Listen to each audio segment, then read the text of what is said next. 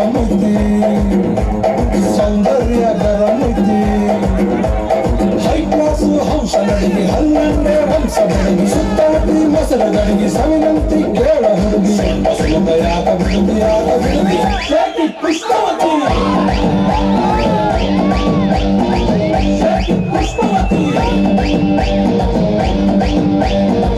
ಶೇಖಿ ಪುಷ್ಪವತಿ ನಿಮ್ಮ ನೋಡಕ ಮನಸ್ಸಿಗೆ ಭಾವ ನನ್ನ ಶಿಷ್ಟರು ಮಾಡ್ತಿದ್ದೀವ ಕ್ಯಾಮ್ರಾ ಕಾಯ್ಕತ್ತಿರಿ ಆಡ್ಯಾನ ನಿಂತ ಮಂದಿಗೆ ಇಷ್ಟು ಕೊಟ್ಟಿ ಮತ್ತ ಕಡ್ತಿ ಶೇಖಿ ಪುಷ್ಪವತಿ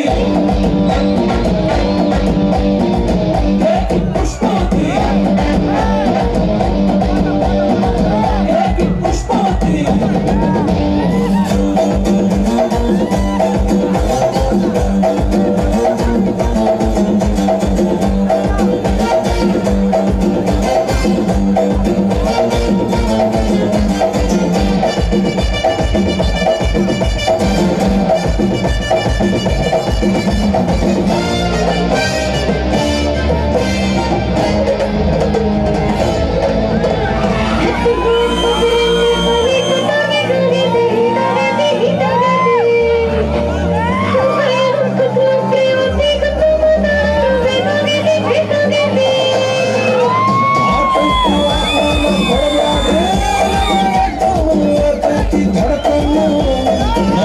ಏನಾಯಿದ್ರು ಮನೆಯುಟ ತಿನ್ನಂಗಿಲ್ಲ ಹೊರಗ ದುಲ್ಕನ್ನು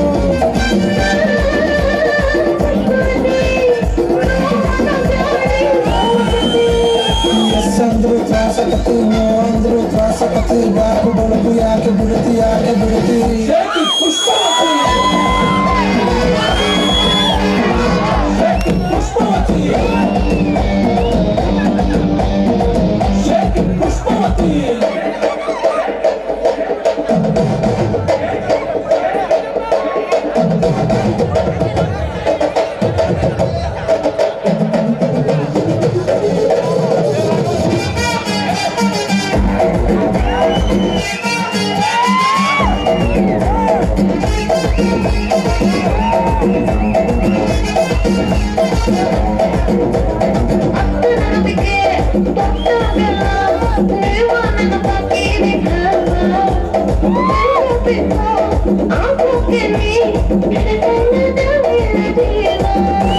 ಬುಲ್ಬುಲ್ಲು ಬರ್ತಾಳ ಬಾಯ್ ತುಂಬ ಬೈತಾಳ ನಿಂಗೆರಡು ಬಿಡ್ತಾಳ ನನ್ನೆಳ್ಕೊಂಡು ಹೋಗ್ತಾಳ ಎದೆ ಹತ್ರ ಯಾಕೆ ಬರುತ್ತಿ ಏದು ಸರ ಯಾಕೆ ಬಿಡುತ್ತಿ ಅರಿ ಹತ್ರ ಯಾಕೆ ಜಿಗಿತಿ ಕಿವಿ ಹತ್ರ ಯಾಕೆ ನಗುತ್ತಿ ಆಡಿ ಬೆಳಕು ಯಾಕೆ ಬಿಡುತ್ತಿ ಶೇಖಿ ಪುಷ್ಪವತಿ ಶೇಖಿ ಪುಷ್ಪವತಿ ಶೇಖಿ ಪುಷ್ಪವತಿ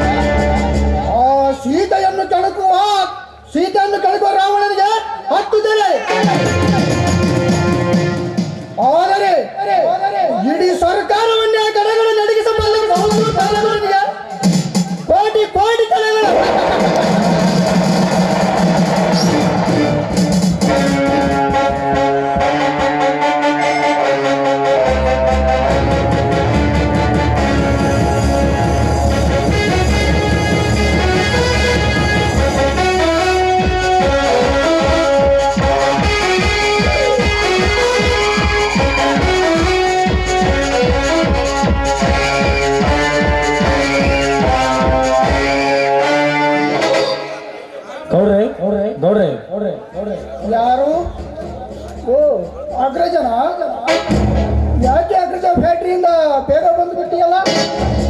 ಯಾಕೆ ಏನಾದರೂ ಕೆಲಸವಿತ್ತೆ?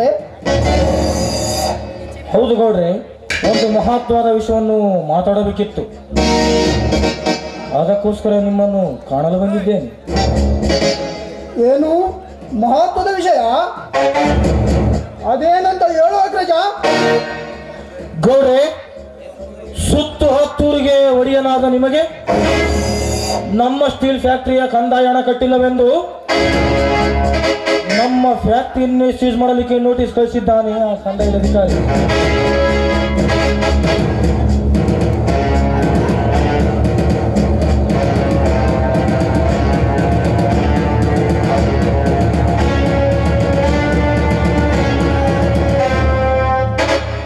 ಏನು ನಮ್ಮ ಫ್ಯಾಕ್ಟರಿಯನ್ನು ಸೀಜ್ ಮಾಡಲಿಕ್ಕೆ ನೋಟಿಸ್ ಕಳಿಸಿದಾನ? ಅಗ್ರಜ, ನಾನು ಯಾರೆಂದು ಸ್ವಲ್ಪ ತಿಳಿ ಹೇಳಬೇಕಾಗಿತ್ತು. ಆ ಸರ್ಕಾರ ಸ್ವಾರ್ಥದ ಕೊಲ್ಲಿಗೆ. ಗೌಡ್ರೆ, ನಾನು ಎಷ್ಟು ತಿಳಿಸಿ ಹೇಳಿದರೂ ಅವನು ನನ್ನ ಮಾತೇ ಕೇಳುತ್ತಿಲ್ಲ. ಅದಕ್ಕೋಸ್ಕರ ಶಂಕದಿಂದ ಬಂದರೆ ತೀರ್ಥ ಎಂಬಂತೆ ನಿಮ್ಮಲ್ಲಿ ಕರೆತಂದಿದ್ದೇನೆ.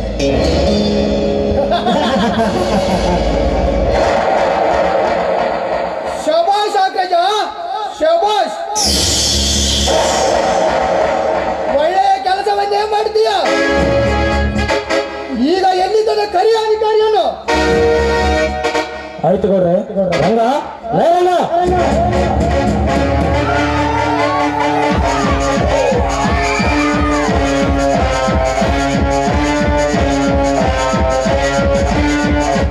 ಹೇಳಿ ಬಾಸ್, ಯಾಕೆ ಕರೆದಿದ್ದು? ಹೊರಗಡೆ ಒಬ್ಬ ಅಧಿಕಾರಿ ನಿಂತಿದ್ದಾನೆ, ಹೋಗಿ ಅವರನ್ನು ಕರೆದುಕೊಂಡು ಬಾ. ಆಯ್ತು ಬಾಸ್.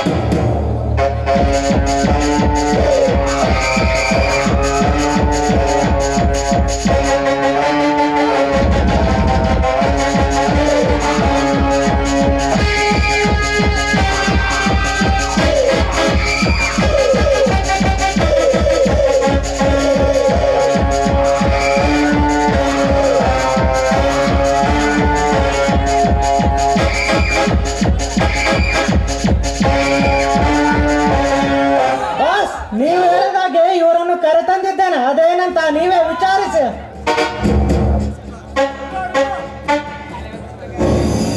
ನಮಸ್ಕಾರ ಗೌಡ್ರಿಗೆ.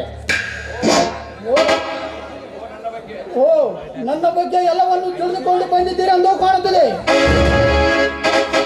ಪರವಾಗಿಲ್ಲ. ಅಂದಾಗೆ ತಮ್ಮ ಹೆಸರು? ನನ್ನ ಹೆಸರು PK ರವಿ ಅಂತ. ನಾನು ಕೋಲಾರ ಜಿಲ್ಲೆಯಿಂದ ಜಿಲ್ಲಾಧಿಕಾರಿಯಾಗಿ ಸೇವೆ ಸಲ್ಲಿಸಿ ಈಗ ಈ ಜಿಲ್ಲೆಗೆ ಕಂದಾಯ ಅಧಿಕಾರಿಯಾಗಿ ಬಂದಿದ್ದೇನೆ. ಹಾ, ನೋಡಿ ರವಿ ಅವರೇ, ನೀವು ದಕ್ಷ ಅಧಿಕಾರಿ ಎಂಬುದು ನಮಗೆ ಚೆನ್ನಾಗಿ ಗೊತ್ತು. ಆದರೆ ನಮ್ಮೊಡನೆ ಕೈ ಮಿಲಾಯಿಸಿ ಹೊಂದಾಣಿಕೆ ಮಾಡಿಕೊಂಡರೆ ಸುಖದ ಸುಪ್ಪತ್ತಿಗೆ ತೇಲಾಡಿರಿ. ಹುಚ್ಚು ಬಾಯಿ, ಚುಪ್ಪಿಟ್. ಮುಂದೆ ಒಂದೇ ಒಂದು ಮಾತನಾಡಿದ್ದೆ ಆದರೆ ನಾನು ನನ್ನ ಅಧಿಕಾರವನ್ನು ತೋರಿಸಬೇಕಾಗುತ್ತದೆ. ಎಚ್ಚರ. ನಾನು ಕುಟುಂಬದಿಂದ ಬಡವನೇ ಆಗಿರಬಹುದು, ಆದರೆ ಸರ್ಕಾರಕ್ಕೆ ಎಂದಿಗೂ ದ್ರೋಹ ಮಾಡುವವನಲ್ಲ. ಅಂಡರ್ಸ್ಟ್ಯಾಂಡ್?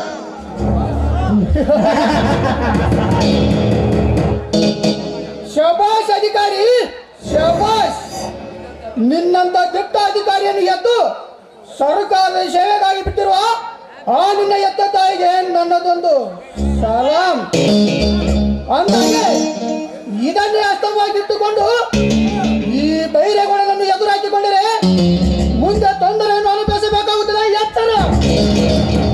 ನೋಡಿ, ನೀವು ಕೂಡ ನನ್ನ ಹಾಗೆ ಒಬ್ಬ ಸರ್ಕಾರದ ಸೇವಕನೆಂದು ಮರೆಯಬೇಡಿ. ನಿಮ್ಮನ್ನೇ ನಂಬಿಕೊಂಡು ಎಷ್ಟೋ ಜನ ನಿಮ್ಮ ಫ್ಯಾಕ್ಟರಿಯಲ್ಲಿ ಕೆಲಸ ಮಾಡುತ್ತಿರುವರು. ಅವರಿಗೆ ಒಳ್ಳೆಯದನ್ನೇ ಮಾಡಬೇಕೇ ಹೊರತು ಈ ರೀತಿ ಸರ್ಕಾರಕ್ಕೆ ದ್ರೋಹ ಮಾಡುವುದು ಸರಿಯಲ್ಲ. ಅಧಿಕಾರವಿದೆ ಎಂದ ಮಾತ್ರಕ್ಕೆ ನಮಗೆ ಬುದ್ಧಿವಾದ ಹೇಳಲು ಬರಬೇಡ.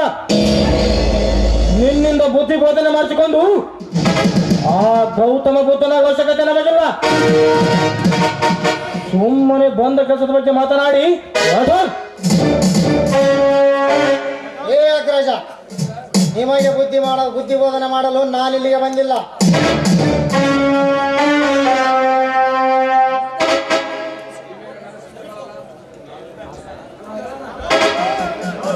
ನೋಡಿ, ಸುಮಾರು ವರ್ಷಗಳಿಂದ ನಿಮ್ಮ ಫ್ಯಾಕ್ಟರಿಯ ಹಣ ಕಂದಾಯ ಹಣ ಪಾವತಿಸಿಲ್ಲ. ಅದಕ್ಕೆ ಬಡ್ಡಿ ದರ ಸೇರಿಸಿ 40 ಕೋಟಿ ರೂಪಾಯಿ ಆಗಿದೆ. ನಿಮಗೆ ಕೇವಲ 15 ದಿನಗಳ ಕಾಲಾವಕಾಶ ನೀಡುತ್ತೇನೆ. ಹಣ ಪಾವತಿಸದಿದ್ದಲ್ಲಿ ನಿಮ್ಮ ಫ್ಯಾಕ್ಟರಿಯನ್ನು ಸೀಸ್ ಮಾಡಬೇಕಾಗುತ್ತದೆ. ಜೋಕೆ ಮುಚ್ಚು ಬಾಯಿ ಸರ್ಕಾರದ ನಾಯಿ. ಈ ಬೈರೇಗೌಡನ ಫ್ಯಾಕ್ಟರಿಯನ್ನು ಮುಚ್ಚುವಷ್ಟು ಮುಂದುವರೆದಿದ್ದಾದರೆ ಸುತ್ತ 10 ಹಳ್ಳಿ ಬಡ ಕಾರ್ಮಿಕರಿಗೆ ಅನ್ನ ಹಾಕುವ ಈ ಬೈರೇಗೌಡ ಫ್ಯಾಕ್ಟರಿಯನ್ನು ಮುಚ್ಚುವಷ್ಟು ಮುಂದುವರೆದಿದ್ದಾದರೆ ಈ ಜಿಲ್ಲೆಯಿಂದಲೇ ನಿನ್ನನ್ನು ಕಿತ್ತೆಸಬೇಕಾಗುತ್ತದೆ. ಜೋಕೆ ಮಿಸ್ಟರ್ ಬೈರೇಗೌಡ, ಮಾತನಾಡಬೇಕಾದರೆ ನಿನ್ನ ನಾಲಿಗೆಯನ್ನು ಹಿಡಿತದಲ್ಲಿಟ್ಟುಕೊಂಡು ಮಾತನಾಡು. ಒಬ್ಬ ಸರ್ಕಾರಿ ಅಧಿಕಾರಿಯ ಮೇಲೆ ನಿನ್ನ ದುಡ್ಡಿನ ದರ್ಪವನ್ನು ತೋರಿಸಲು ಬಂದರೆ ನಾನು ನನ್ನ ಕಾನೂನಿನ ಪ್ರಕಾರ ನಿಮ್ಮೆಲ್ಲರನ್ನು ಒದ್ದು ಒಳಗೆ ಹಾಕಬೇಕಾಗುತ್ತದೆ. ಜೋಕೆ ಅಧಿಕಾರಿ ದಕ್ಷ ಅಧಿಕಾರಿ ಎಂದು ಧೈರ್ಯದಿಂದ ನಡೆದರೆ ಈ ಅಗ್ರಜನ ಮಾಯದ ಮರವನ್ನು ತೋರಿಸಬೇಕಾಗುತ್ತದೆ. ಎಚ್ಚರ. ಈಗ ಈ ಅಗ್ರಜ ಮದ ತುಂಬಿದ ಗಜರಾಜಾಗದೊಳಗಾಗಿ ಇಲ್ಲಿಂದ ಕಾಲ್ ಕಿತ್ತಿ ಹೊರಟರೆ ಸರಿ, ಇಲ್ಲದಿದ್ದರೆ ಈ ನಿನ್ನ ಪಾಲಿಗೆ ಈ ಅಗ್ರಜ ಒಗ್ಗಲಾಗ್ತದೆ. ಸುಮ್ಮನೆ ಏ ಅಧಿಕಾರಿ, ದುಡ್ಡಿನಲ್ಲಿ ದೊಡ್ಡಪ್ಪ ಎನಿಸಿಕೊಂಡ ನಮ್ಮೀ ಗೌಡರ ಫ್ಯಾಕ್ಟರಿಯನ್ನು ಸೀಸ್ ಮಾಡ್ತೀನಿ ಅಂತ ಬಂದ ನಿನ್ನಂತ ಎಷ್ಟೋ ಅಧಿಕಾರಿಗಳು ನಮಗೂ ತಿಳಿಯದ ಹಾಗೆ ಈ ಜಿಲ್ಲೆಯಿಂದ ವರ್ಗಾಯಿಸಿಕೊಂಡು ಊರು ಬಿಟ್ಟಿರುವಾಗ ಇನ್ನು ನಿನ್ನನ್ನು ಓಡಿಸುವುದು ನಮಗೆ ಅವಲಕ್ಕ ಮಗನು.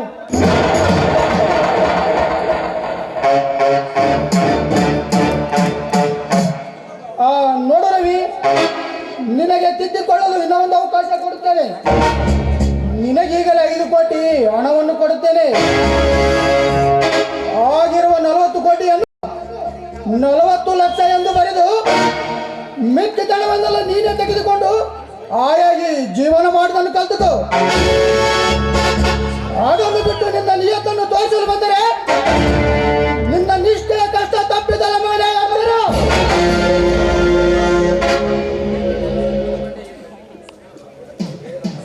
ನೋಡ್ರಿ, ನಾನು ಎಲ್ಲವನ್ನೂ ತಿಳಿದುಕೊಂಡೇ ಈ ಅಧಿಕಾರಕ್ಕೆ ಬಂದಿದ್ದೇನೆ. ನಾನು ಲಂಚ ಕೊಟ್ಟು ಅಧಿಕಾರ ಗಿಟ್ಟಿಸಿಕೊಂಡ ನಾನಲ್ಲ.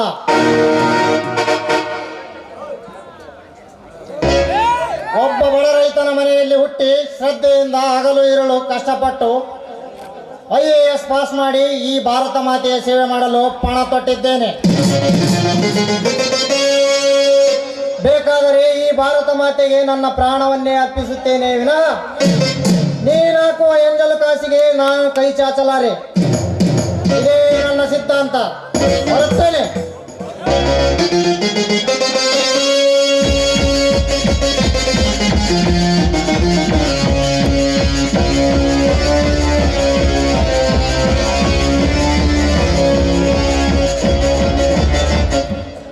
ಸಿದ್ಧಾಂತ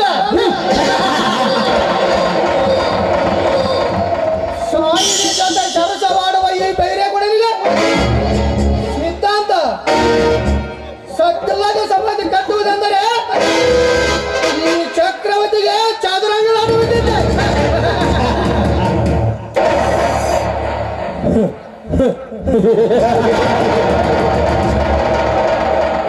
ಗೌಡ್ರೆ, ಕೋಟಿ ಸೂರ್ಯರ ಶಾಖ ಸೋಕಿದರು ಹೊರಗದಿರುವ ಅಗ್ರಜ ನಿಮ್ಮ ಬಳಿ ಇರುವಾಗ ಸುಮ್ಮನೆ ನೀವೇಕೆ ಅವನ ಬಗ್ಗೆ ತಲೆ ಕೆಡಿಸಿಕೊಳ್ಳುತ್ತೀರಿ? ಕಾಡಿಗೆ ಸಿಂಹರಾಜನಾದರೆ ಆ ಮರುಭೂಮಿಗೆ ಒಂಟಿನೇ ರಾಜ, ಸಮುದ್ರದಲ್ಲಿ ತಿಮಿಂಗಿನ ರಾಜನಾದರೆ ಈ ಕಲಿಯುಗಕ್ಕೆ ಈ ಅಗ್ರಜನ ರಾಜನೆಂದು ಯಾವತ್ತಿಗೂ ನೋಡಿ. ಅಗ್ರಜ, ಹಿಂದೆ ನಮ್ಮ ಮಂತ್ರಿ ಧರ್ಮೇಂದ್ರಗೆ ಫೋನ್ ಮಾಡಿ ವಿಷಯ ತಿಳಿಸು. ನಂತರ ಏನು ಮಾಡಬೇಕೆಂದು ನಾನು ಹೇಳ್ತೀನಿ. ಓಕೆ? ಹೋಗ್ಲಿ ಗೌಡ್ರಿ, ಇವತ್ತು ಸಂಜೆ ಒಳಗೆ ಮಂತ್ರಿಗಳಿಗೆ ಫೋನ್ ಮಾಡಿ ವಿಷಯ ತಿಳಿಸುತ್ತೇನೆ.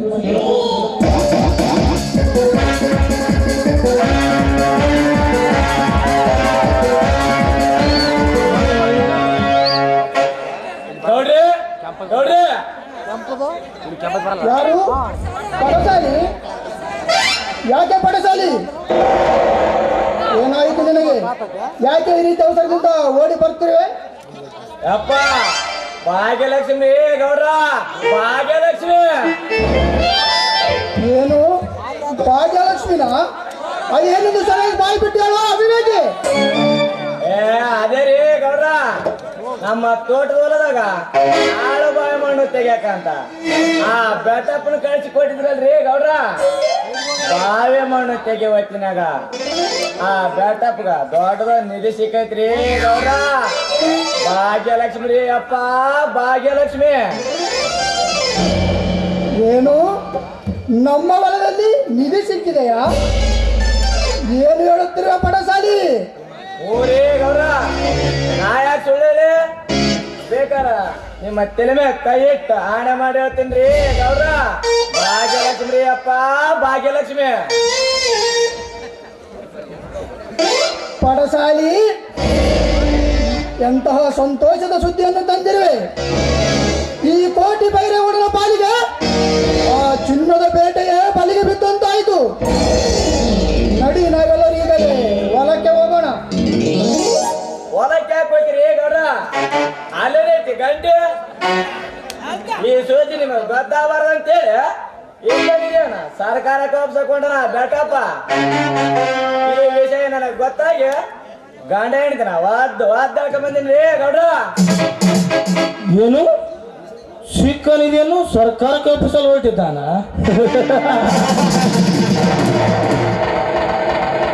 ಸರ್ಕಾರವೆಂದರೆ ನಮ್ಮ ದಣಿ, ನಮ್ಮ ದಣಿ ಎಂದರೆ ಸರ್ಕಾರವೆಂದು ನಾನು ತಿಳಿಸುತ್ತೇನೆ. ರಂಗ, ಲೇ ರಂಗ. ಅರ್ಥವಾಯ್ತು ಬಾಸ್, ಈಗಲೇ ಹೋಗಿ ಅವರನ್ನು ಕರೆತರುತ್ತೇನೆ.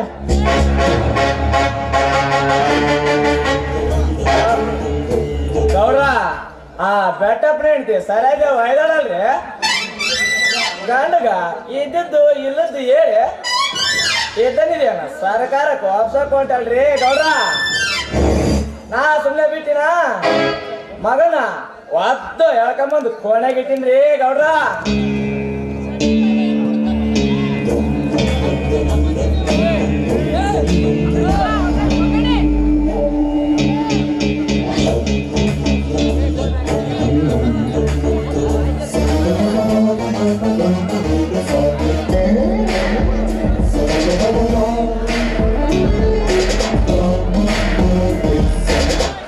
ಗೌಡ್ರೆ, ನೀವು ಹೇಳಿದಾಗೆ ಇವರನ್ನು ಕರೆತಂದಿದ್ದೇನೆ.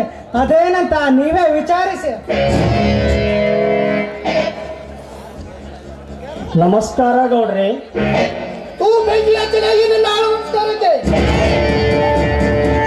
ನನ್ನ ಮನೆ ಅನ್ನವನ್ನು ತಿಂದು ಈಗ ನನಗೆ ಮೋಸ ಮಾಡಲು ಹೊಂಚು ಹಾಕುತ್ತಿರುವ ಯಾವ ಬಡ? ಛೇ, ಹಾಗೇನಿಲ್ಲ ಗೌಡ್ರೆ. ನಿಮ್ಮ ಹೊಲದಲ್ಲಾಗಲಿ ನಮ್ಮ ಹೊಲದಲ್ಲಾಗಲಿ ನಿಧಿ ಸಿಕ್ಕಿದ್ದೇನು ನಿಜ. ಆದರೆ ಇದರಿಂದ ನಮ್ಮಿಬ್ಬರಿಗೆ ತೊಂದರೆ ಆಗಬಾರದೆಂದು ತಿಳಿದು ಇದನ್ನು ಸರ್ಕಾರಕ್ಕೆ ಒಪ್ಪಿಸಲು ಹೊರಟಿದ್ದೇನೆ. ಮುಚ್ಚು ಬಾಯಿ ಬರವರಾಯಿ. ಸಿಕ್ಕ ನಿಧಿಯನ್ನು ಸರ್ಕಾರಕ್ಕೆ ಒಪ್ಪಿಸಲು ಅದೇನು ನಿಮ್ಮಪ್ಪನ ಮನೆ ಯಾಕೆಂದು ತಿಳಿದ್ರು? ಸುಮ್ಮನೆ ಅದನ್ನು ನನಗೆ ಒಪ್ಪಿಸಿ ಹೊರಟು ಹೋಗು ಇಲ್ಲಿಂದ.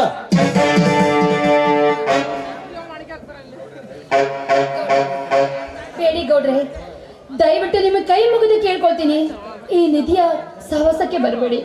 ಸುಮ್ಮನೆ ಈ ನಿಧಿ ಆಸೆಯನ್ನು ಬಿಟ್ಟು ಬಿಡಿ ಗೌಡ್ರೆ. ಮುಚ್ಚು ಬಾಯಿ. ನನಗೆ ಒಲಿದು ಬಂದು ತಂದು ಒದಿವಷ್ಟು ಮುಟ್ಟಳದಲ್ಲ. ಸಿಕ್ಕಿರುವ ನಿಧಿ ಆಶೆಯನ್ನು ಬಿಟ್ಟು ಮೊದಲು ಹೊರಟುವಾಗಿರಿ ಇಲ್ಲಿಂದ.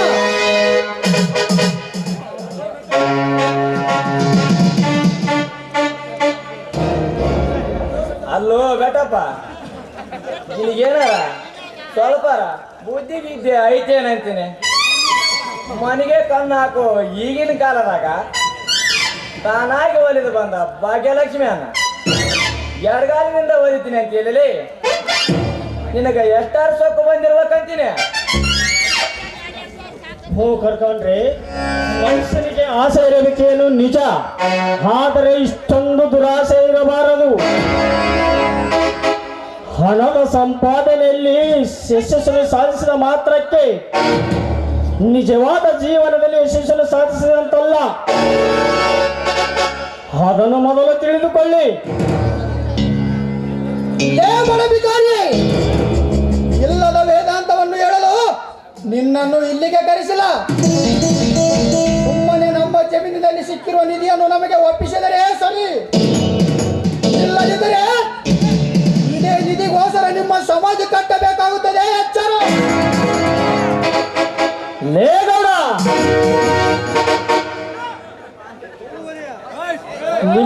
ನಿಮ್ಮ ಕೈಯಲ್ಲೇ ನನ್ನ ಜೀವ ಹೋಗಬೇಕೆಂದು ಮೊದಲೇ ಆ ಬ್ರಹ್ಮ ಬರೆದಿದ್ದರೆ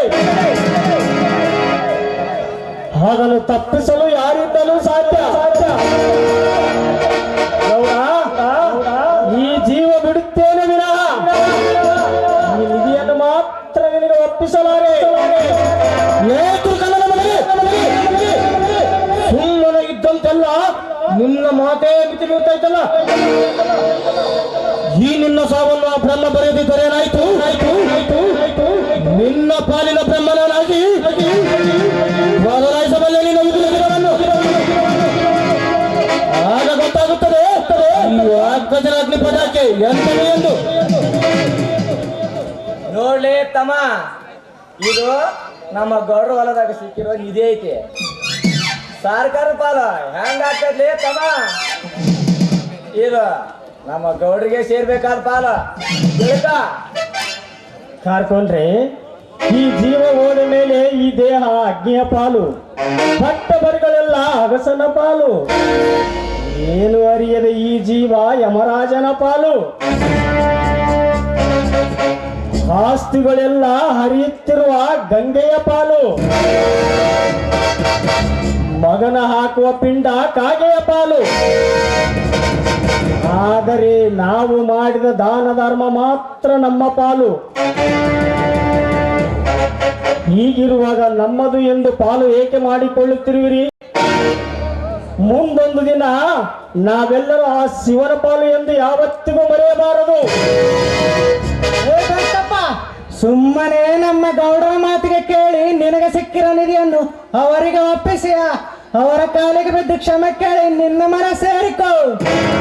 ಇಲ್ಲದಿದ್ದರೆ ನೀ ನಿನ್ನ ಮುಂಡದಿಂದ ರುಂಡವನ್ನು ತೆಗೆಯಬೇಕಾಗುತ್ತದೆ. ಎಚ್ಚರ ಮಗರೇ. ಎಂಜಲು ಎಕ್ಕುವ ನಾಯಿಯೇ, ಈ ನನ್ನ ರುಂಡವನ್ನು ತೆಗೆಯುವಷ್ಟಲ್ಲ, ಈ ನನ್ನ ದೇಹವನ್ನು ತುಂಡು ತುಂಡಾಗಿ ಕತ್ತರಿಸಿ ಹಾಕಿದರು. ಈ ನಿಧಿಯನ್ನು ಮಾತ್ರ ನಿಮಗೆ ಒಪ್ಪಿಸಲಾರೆ.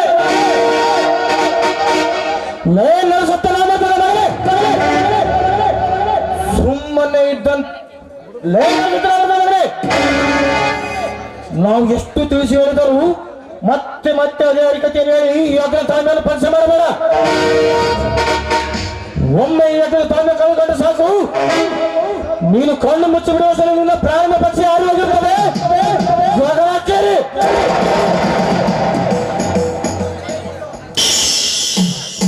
ಬೇಡಿ ಗೌಡ್ರೆ, ದಯವಿಟ್ಟು ಇಂಥ ಕೆಲಸ ಮಾತ್ರ ಮಾಡಬೇಡಿ.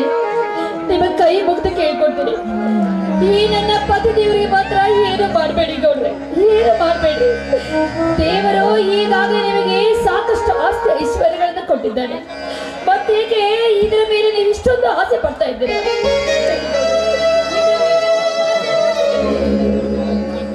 ಸರೋಜ, ಇವರ ಹತ್ರ ಅಂಗಲಾಚಿ ಏಕೆ ಮಾಡಿ ಬೇಡಿಕೊಳ್ಳುತ್ತಿರುವೆ? ಇವರು ಏನು ಮಾಡುತ್ತಾರೆ ಮಾಡಲಿ. ನೋಡು ಸರೋಜ, ಬೋಗುಳುವ ನಾಯಿ ಎಂದಿಗೂ ಕಚ್ಚದು. ನೀನು ಧೈರ್ಯವಾಗಿರು. ಅಗ್ರಜ, ಸುಮ್ಮನೆ ಏಕೆ ಬರೆದಿದ್ದೆ ನಮ್ಮ ವಾದ? ಕೊಟ್ಟು ಬಿಡು ಎಂದು ಕೇಳುವುದಕ್ಕಿಂತ ಒಂದು ಕಿತ್ತಿಕೊಳ್ಳುವುದೇ ಲೇಸು.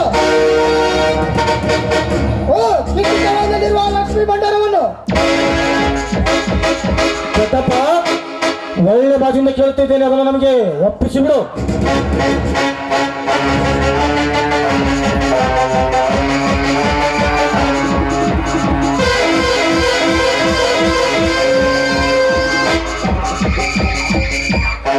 ಗೌಡ್ರೆ, ನಿಮಗೆ ಕೈ ಮುಗಿದು ಕಾಲಿಗೆ ಬಿದ್ದು ಬೇಡಿಕೊಳ್ಳುತ್ತೇನೆ, ಈ ನಿಧಿಯನ್ನು ನಮಗೆ ಕೊಟ್ಟು ಬಿಡಿ ಗೌಡ್ರೆ.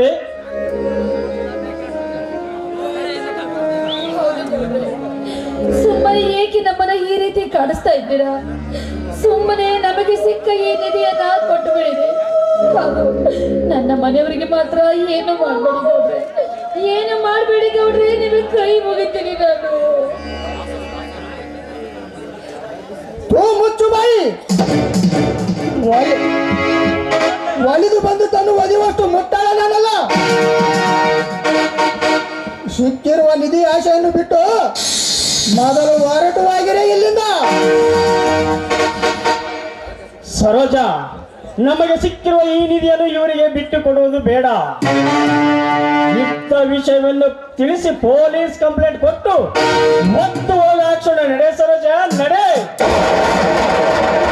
ಏ ರಂಗ, ಮೊದಲು ಹಿಡಿಯ ನಾಯಿಯನ್ನು.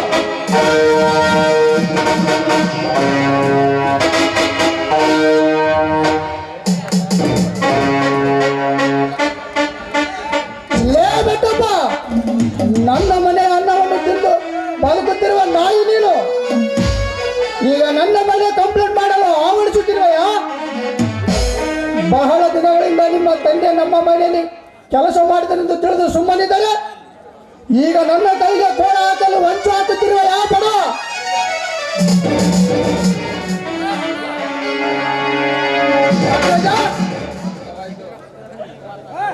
ಅರ್ಥವಾಯ್ತು ಗೌಡ್ರೆ. ಬೆಟ್ಟಪ್ಪ, ಹೋಗುವ ನಿನ್ನ ಆಸೆಯನ್ನು ನಾನು ಈಡೇರಿಸುತ್ತೇನೆ.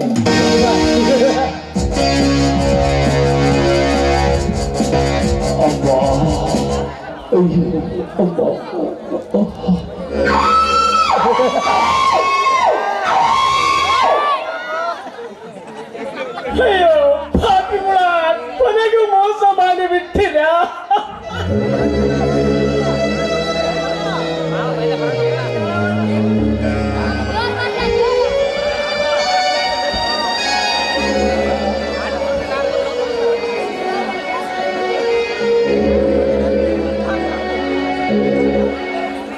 ಅಯ್ಯೋ ಪಾಪಿಗಳೇರ, ಅಯ್ಯೋ ಯಾಕ್ರೋ ಯಾಕ್ರೋ ನಮ್ಮ ಮೇಲೆ ನಿಮಗೆ ಇಷ್ಟೊಂದು ದ್ವೇಷ? ನನ್ನ ಪತಿಗೆ ಈ ಸ್ಥಿತಿ ಬರುವಂತೆ ಮಾಡಿದ್ರಲ್ಲ. ಅಯ್ಯೋ, ಯಾರಾದ್ರೂ ನನ್ನ ಗಂಡನನ್ನ ಕಾಪಾಡಿ, ನಿಮಗೆ ಕೈ ಮುಗಿತೀನಿ. ಯಾರಾದ್ರೂ ನನ್ನ ಗಂಡನನ್ನ ಕಾಪಾಡಿ, ನಿಮ್ಮ ಕಾಲಿಗೆ ಬಿಟ್ಟು ನನ್ನ ಗಂಡನನ್ನ ಕಾಪಾಡಿ. ಓ ಸರಿಯಾದ ರಾಕ್ಷಸಿ. ಸರೋಜ, ಮನಸ್ಸತ್ತು ಇಲ್ಲದ ನರರಾಕ್ಷಸರೇ, ಗರ್ಭಿಣ ಗರ್ಭಿಣಿಯ ಒಂದು ಹೆಣ್ಣಿನ ಮೇಲೆ ಈ ರೀತಿ ಕೈ ಮಾಡುತ್ತಿರಲಿಲ್ಲ. ನೀವು ಒಬ್ಬ ಗಂಡಸರ ತಾಯಿ ಗಂಡಸುವ ಮಕ್ಕಳ.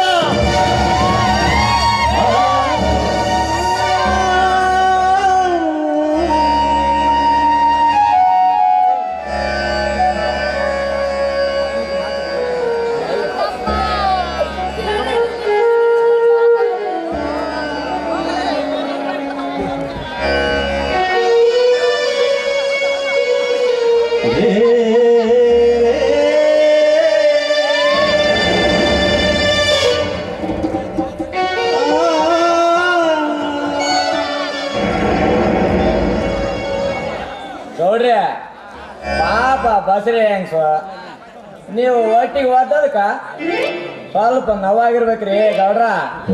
ಪಾಪ ನೀರು ಕೊಟ್ಟು ಬರ್ತೇನೆ ತಡ್ರಿ ಗೌಡ್ರ. ಸಾಕು ಬಾಯಿ ಮುಚ್ಚದೆ ಪಡಸರಿ.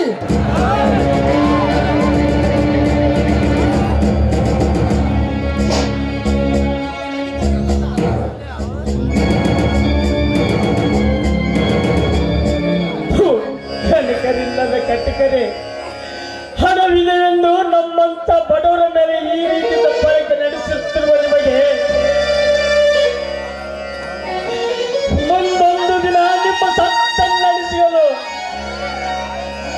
ಒಂದು ಗಂಟು ಹುಟ್ಟೇ ಹುಟ್ಟುತ್ತಾರೆ. ಸಾರ ಸಾರ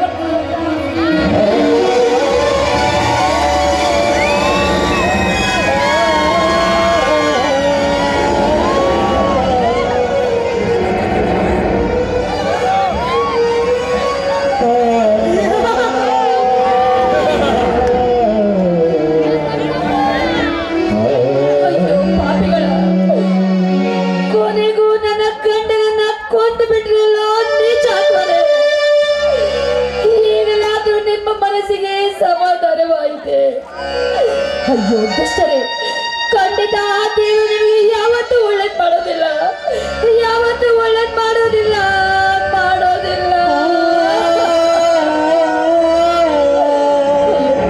ನನ್ನ ಗಂಡನನ್ನ ಕಳೆದುಕೊಂಡು ಈ ಗಂಡ ಸಮಾಜದಲ್ಲಿ ನಾನು ಅದು ಹೇಗೆ ಬದುಕಬೇಕು? ಇಲ್ಲ, ನಾನು ಇವ್ರ ಜೊತೆ ಸತ್ತು ಹೋಗ್ತೇನೆ, ನಾನು ಇವ್ರ ಜೊತೆ ಸತ್ತು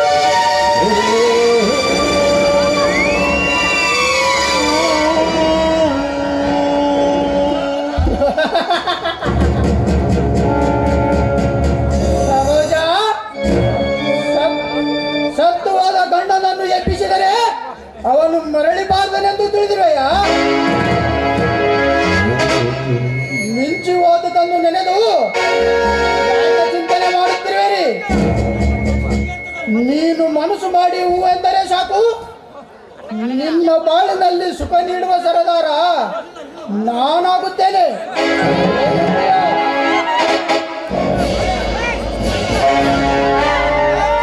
ಏನಂದ್ಯೋ ಭಂಡ ಗೌಡ?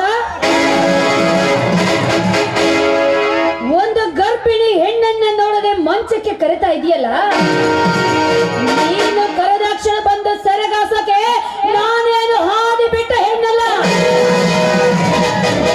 ಮಿಸ್ಟರ್ ಗೌಡ. ಗರ್ಭದಲ್ಲಿರುವ ಮಗುವನ್ನ ಕೆಣಕಿದ್ದೀಯ, ನಿನ್ನಂತ ಕೆಟ್ಟ ವಿಷ ಸಪ್ಪವಾದ ಘಟ ಸಪ್ಪವನ್ನು ಕಚ್ಚಿ ತಿನ್ನಲು ಗರ್ಭದಲ್ಲಿ ಗರ್ಜಿಸಿದ ಗರುಡನಾಗಿ ನನ್ನ ಮಗ ಬಂದೆ ಬರ್ತಾನೆ. ಗರ್ಭದಲ್ಲಿ ಗರ್ಜಿಸಿದ ಗರುಡನಾಗಿ ನನ್ನ ಮಗ ಬಂದೆ ಬರ್ತಾನೆ. ಸರ್ಪಗಳನ್ನ ಕುಕ್ಕಿ ತಿಂತಾನೆ. ಅಲ್ಲಿಯವರೆಗೂ ತಾಳ್ಮೆಯಿಂದ ಇರೋ, ತಾಳ್ಮೆಯಿಂದ ಇರೋ. ಗರುಡ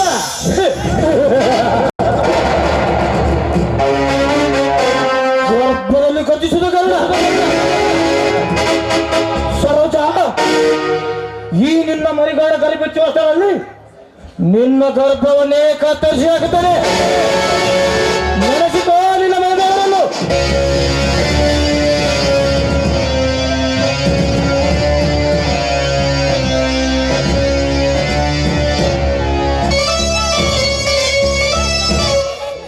ತಡ್ಕರು ತಮ್ಮ, ಅಷ್ಟು ಅವಸರ ಯಾಕೆ ಮಾಡ್ತೆ ಅಂತೀನಿ ರೀ ಗೌಡ್ರ.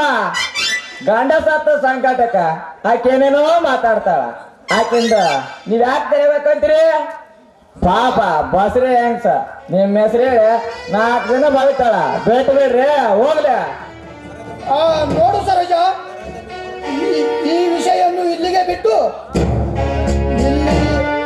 ಇಲ್ಲಿ ಏನು ತಿಳಿದಿಲ್ಲ ಎಂದು ನಡೆದು ಒಂದು ವೇಳೆ ಪೊಲೀಸ್ ಅಂತ ಹೋದ್ರೆ ಆ ನಿನ್ನ ಗಂಡನಿಗೆ ಬಂದಾಗಿದ್ದು ನಿನಗೂ ಬಂದಿತ್ತು. ಎಚ್ಚರ.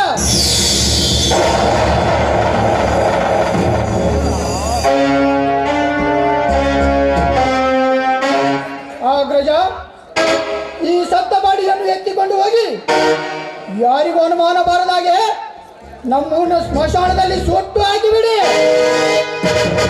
ಆಯ್ತು ಗೌಡ್ರಿ.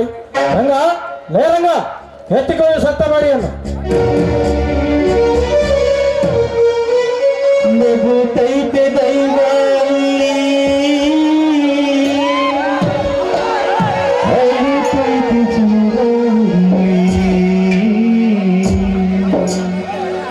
ವಿಧಿಯಂತ ಕಂಡು ಯಾರು ನಗುತ್ತೈತೆ ದೈವ ನಗುತ್ತೈತೆ ಜೀವಾತಿ ನಗುತ್ತೈತೆ ದೈವ ನಗುತ್ತೈತೆ ಜೀವಾತಿ ವಿಧಿಯಾಟ ಕಂಡು ಯಾರು ಮಾನವ ವಿಧಿಯಾಟ ಕಂಡು ಯಾರು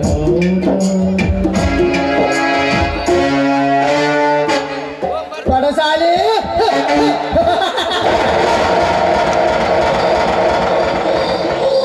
ಹೇಗಿದೆ ಈ ಪೌತೂರು ಬೈರೆಗೊಳನ ಬ್ರಹ್ಮಾಸ್ತ್ರ? ಇನ್ನು ಮುಂದೆ ನೋಡು, ಆ ಕೋಲಾರದಲ್ಲಿರುವ ಚಿನ್ನದ ಗಡಿ ಈ ಬೈರೆಗೊಳನ ಅರಮನೆಯಲ್ಲಿದ್ದಂತೆ ತಿಳಿದುಕೋ. ಆದರೆ ಈ ಊರಿನಲ್ಲಿ ನಿಯತ್ ನಿಂತಿದ್ದರೆ ಪುನಾದಿ.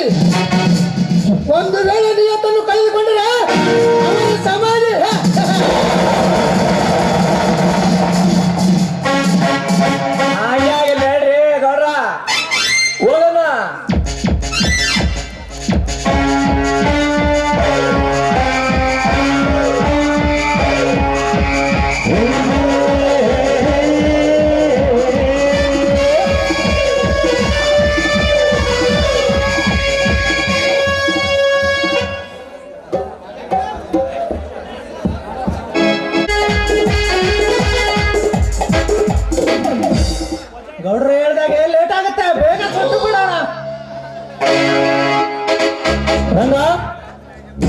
ಯಾರಾದರೂ ನಮ್ಮನ್ನು ನೋಡಿದೊಳಗಾಗಿ ಈ ಬೆಟ್ಟಪ್ಪನ ಸತ್ತ ದೇಹಕ್ಕೆ ಸೀಮೆಣ್ಣೆ ಸುರಿದು ಸುಟ್ಟು ಬಿಡು.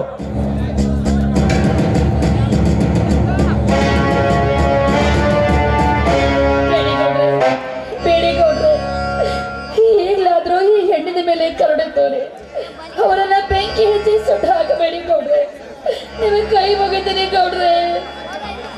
ಅಂದರೆ ಈ ಸ್ಮಶಾನದಲ್ಲಿ ಮಣಿ ಮಣಿಕೊಂಡು ಸ್ವತ್ತ ನಿನ್ನ ಗಂಜತೆ ಭಾರತ ಅಂತ ಹೇಳ್ತಿರುವೆ. ಬಿಟ್ಟು ಬಿಡು ನಿನ್ನ ಕನಸಿನ ಕಥೆಯನ್ನು, ಮುಂದುವರಿಸಿದ ಕಾರ್ಯವನ್ನು.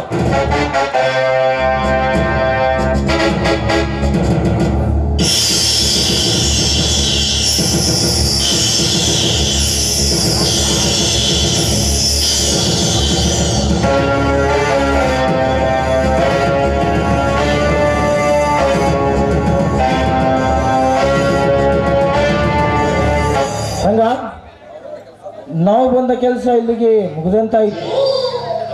ಯಾರಾದರೂ ನಮ್ಮನ್ನು ನೋಡಿದೊಳಗಾಗಿ ನಾವಿನ್ನು ಹೊರಟು ಹೋಗೋಣ. ರೆಡಿ? ಆಯ್ತು, ನಡೀರಿ ಬಾಸ್.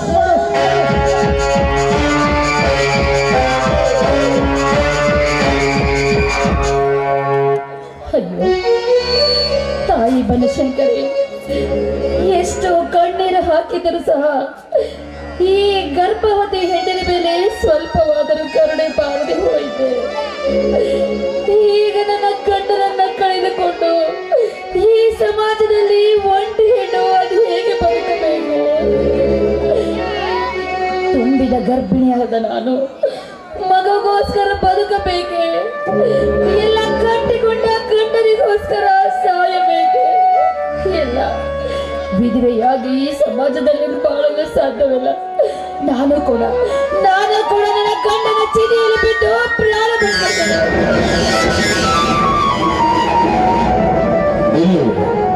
ಸರೋಜಾ, ನಿಲ್ಲು. ಯಾರವರು ನನ್ನನ್ನ ನಿಲ್ಲು ನಿಲ್ಲು ಅಂತ ಕೂಗಿ ಕರೆದವರು? ಯಾರು ನೀವು? ಅಯ್ಯೋ ಹುಚ್ಚಿ, ಸಾವಿಗೆ ಸಾವೇ ಪರಿಹಾರವೆಂದು ತಿಳಿದಿರುವಿಯ? ನೀನು ಮಾಡಿದ ತಪ್ಪಿಗಾಗಿ ನಿನ್ನ ಹೊಟ್ಟೆಯಲ್ಲಿರುವ ಆ ನಿನ್ನ ಪುಟ್ಟ ಕಂದನಿಗೆ ಶಿಕ್ಷೆ ಕೊಡ್ತಿರುವಿಯ? ಹೇಳು, ಈಗ ನೀನು ಮಾಡುತ್ತಿರುವುದು ತಪ್ಪಲ್ಲವೇ? ಹೌದಲ್ಲವೇ? ನಾನು ಮಾಡುತ್ತಿರುವುದು ತಪ್ಪ ಅಥವಾ ಸರಿನೋ? ಆ ದುಷ್ಟರು ಮಾಡಿದ ಕೃತ್ಯಕ್ಕೆ ವಿಧಿ ಲಿಖಿತವೇ ನನ್ನ ಹಣೆ ಬರಹದಲ್ಲಿ ಬರೆದಿರುವಾಗ ಅದನ್ನು ಯಾರು ಪರಿಹರಿಸಲು ಸಾಧ್ಯವಿಲ್ಲ. ಹಾಗಂತ ನನ್ನ ಗಂಡನ ಪ್ರತಿರೂಪವಾದ ಈ ನನ್ನ ಮಗುವನ್ನ ಕೊಲ್ಲುವುದು ಸರಿಯೋ? ಅಥವಾ ಗಂಡ ನನಗೋಸ್ಕರ ಈ ಮಗುವನ್ನ ಕೊಲ್ಲುವುದು ತಪ್ಪು? ಯಾವುದು ಸರಿ? ಇಲ್ಲ, ಆ ದುಷ್ಟನನ್ನು ಮರ್ದನ ಮಾಡಬೇಕಾಗಿದ್ರೆ ನಾನು ಮಾತ್ರ ಸಾಯಬಾರದು. ಗರ್ಭದಲ್ಲಿರುವ ಗರ್ಜಿಸಿದ ಗರುಡನಾಗಿ ನನ್ನ ಮಗ ಭೂಮಿಗೆ ಬಂದ ಮೇಲೆ ನಡೆದ ವಿಷಯವನ್ನ ಸವಿಸ್ತಾರವಾಗಿ ಅವಳೊಂದಿಗೆ ಹೇಳಿ ಎಂದು ನನ್ನ ವಿಧಿಯಾಗಿ ಮಾಡಲು ಕಾರಣವಾದ ಆ ಬಂಡ ಕೋಲನ್ನು ನನ್ನ ಮಕ್ಕಳಿಂದ ಮಟ್ಟ ಹಾಕಿಸ್ತೇ ಹೋದರೆ ನಾನು ಈ ಭೂತಾಯಿಯ ಮನದಲ್ಲಿ ಹುಟ್ಟಿದ ಗೊರತಿ ಹೆಣ್ಣೆ ಅಲ್ಲ. ನನ್ನ ಸಿಂಧೂರ ಲಕ್ಷ್ಮಣನಾಗಿ ಸಂಗೊಳ್ಳಿ ರಾಯಣ್ಣನಾಗಿ ಮಾಡಿ ಮಟ್ಟ ಹಾಕಿ ಹಾಕಿಸ್ತೇನೆ. ಇಲ್ಲ, ನಾನ್ ಸಾಯೋದಿಲ್ಲ. ಅಯ್ಯೋ ಅಮ್ಮ, ನನಗೀಗ ಹೆರಿಗೆ ನೋವು ಬಂದಂತೆ ಕಾಣಿಸ್ತಿದೆ. ಅಯ್ಯೋ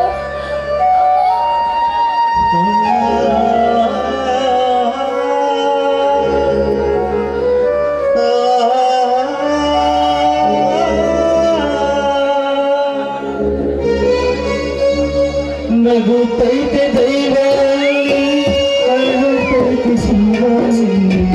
ನಗುತ್ತೈತೆ ದೈವಾಲಿ, ಅಳುತ್ತೈತೆ ಶಿವಾಲಿ.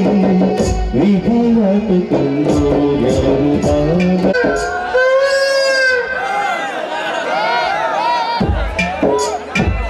ನಗುತ್ತೈತೆ ದೈವಾಲಿ ಕಳುತ್ತೈತೆ ಜೀವಾಲಿ ನಗುತ್ತೈತೆ ದೈವಾಲಿ ಕಳುತ್ತೈತೆ ಜೀವಾಲಿ ವಿಧಿಯಾತ ಕಂಡು ಯಾರು ಮಾನವ ವಿಧಿಯಾತ ಕಂಡು ಯಾರು ಮಾನವ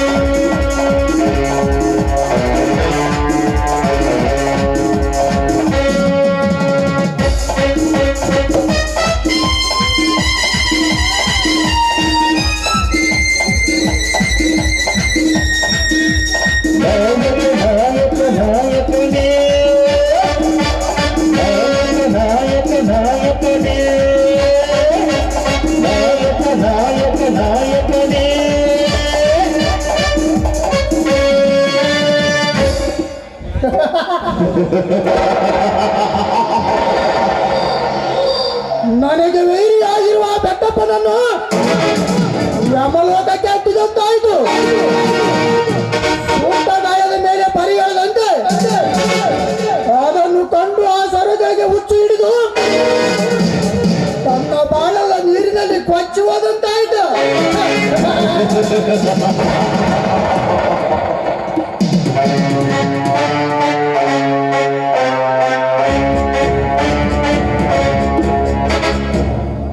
ಸರೋಜ, ಕಮರಿದ ಈ ನಿನ್ನ ಬಾಳದಲ್ಲಿ ಬಿರುಗಾಳಿ ಎಬ್ಬಿಸಿ ನನಗೆ ವೈರಿಯಾಗಿ ನಿಂತಿರುವ ನಿನ್ನನ್ನು ಕ್ಷಣ ಕ್ಷಣಕ್ಕೆ ಚಿತ್ರಹಿಂಸೆಯನ್ನು ಕೊಟ್ಟು ನಿನ್ನ ಶೀಲವನ್ನು ಸವಿದು ಇದೇ ಊರಿನಲ್ಲಿ ಭಿಕ್ಷೆ ಬೇಡವಾಗಿ ಮಾಡಿ ನಿನ್ನ ಕಥೆಯನ್ನು ಮುಗಿಸದಿದ್ದರೆ ನಾನು ಕದಂಬ ವಂಶದಲ್ಲಿ ಹುಟ್ಟಿರುವ ಕಂಠೀರವನೇ ಅಲ್ಲ.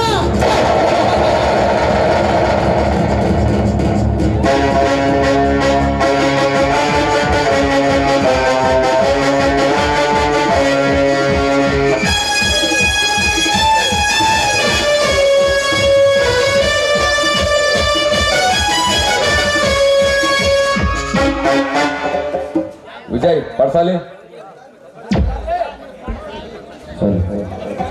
ಲೈಟ್ ನಿರ್ಮಾಣಿ 5 ತೊಲೆ ಬೆಳ್ಳಿ ಕಡಗ ಮಾಡಿರ್ತಕ್ಕಂಥ ವಿಜಯ್ ಸಾಗರ್ ಇವರಿಗೆ. ರಂಗನ ಪಾತ್ರಕ್ಕೆ ಶ್ರೀನಿವಾಸ್ ಸಿಂಗ್ ತವರ್ಗೇರ್ ಇವರು ಬೆಳ್ಳಿ ಕಡಗ. ರಂಗನ ಪಾತ್ರ ರಂಗು.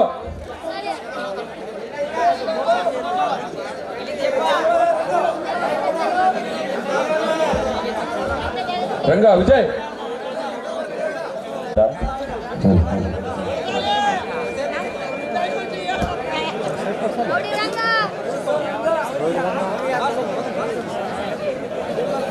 ದೇವರಾಜ್ ಪಾತ್ರ ಅಗ್ರಾಜ್.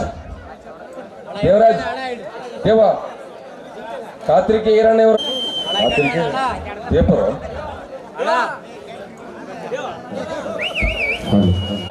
ರಾಕ್ಸ್ಲೈಟ್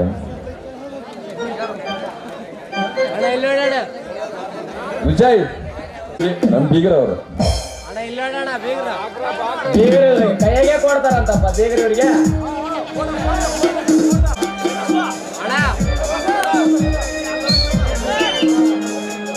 ನನ್ನ ಪ್ರೀತಿಯ ಭಾವನೆಗೆ ತುಂಬು ಹೃದಯ ಧನ್ಯವಾದಗಳು. ಅವರಿಗೆ ತುಂಬು ಹೃದಯದ ಧನ್ಯವಾದಗಳು.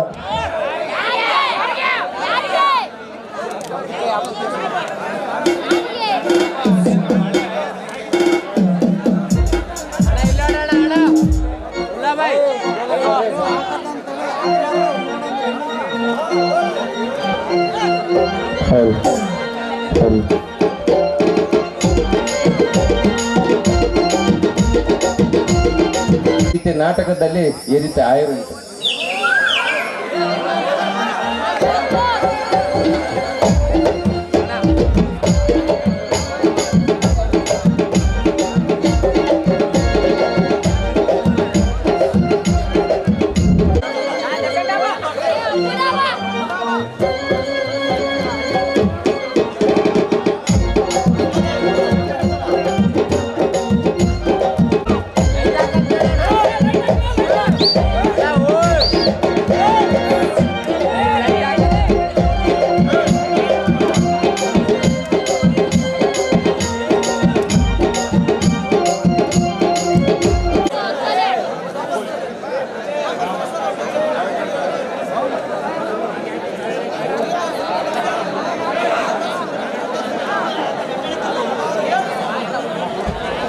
ಪರ್ಸಲಿ ವಿಜಯ್ ಶಿವಲೀಲಾ ಮಚ್ಕಿ ಊರು ಬೆಳ್ಳಿ ಉಂಗುರ.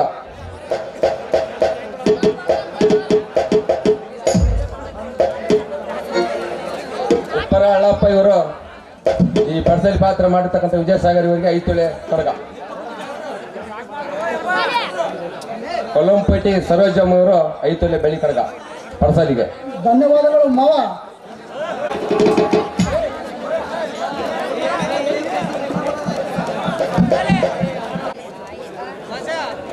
ಮುನ್ನ ಪಾತ್ರ ಮಾಡಿರ್ತಕ್ಕಂಥ ವೀರೇಶ್, ನನ್ನ ಪ್ರೀತಿಯ ಬೆಳ್ಳಿ ಕಡಗ ಮುನ್ನ ಪಾತ್ರ ಮಾಡಿರ್ತಕ್ಕಂಥ ವೀರೇಶ್.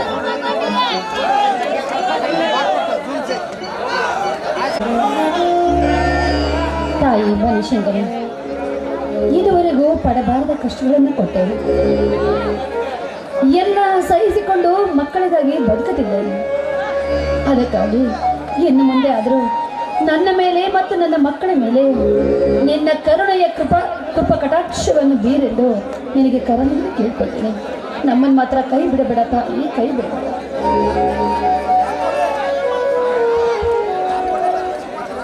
ಅಕ್ಕ ಅಕ್ಕ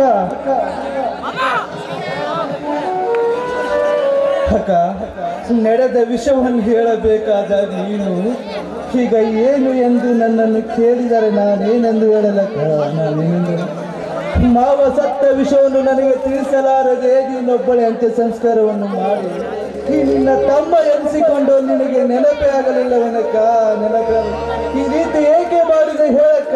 ಹೇಳು ರಾಮಣ್ಣ, ಆ ವಿಧಿಯೇ ನನ್ನ ಜೀವನದಲ್ಲಿ ಈ ರೀತಿ ಕ್ರೂರ ಘಟನೆ ನಡಿಬೇಕೆಂದು ಬರೆದಿರುವಾಗ ಅದನ್ನ ಯಾರ ಕೈಯಿಂದಲೂ ತಪ್ಪಿಸಲು ಸಾಧ್ಯವಿಲ್ಲ. ನಿನಗೆ ವಿಷಯ ತಿಳಿಸುವಷ್ಟು ಸಮಯ ನನಗಿರಲಿಲ್ಲ.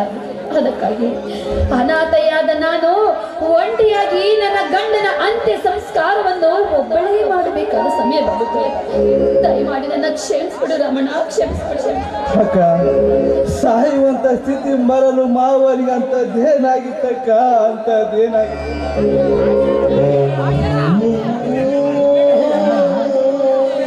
ಆ ವಿಧಿಯೇ ನಿಂತು ನನ್ನನ್ನು ವಿಧವೆಯನ್ನಾಗಿ ಮಾಡಿದಾಗ ಅದನ್ನ ಯಾರ ಕೈತರೂ ತಪ್ಪಿಸಲು ಸಾಧ್ಯವಿಲ್ಲಪ್ಪ.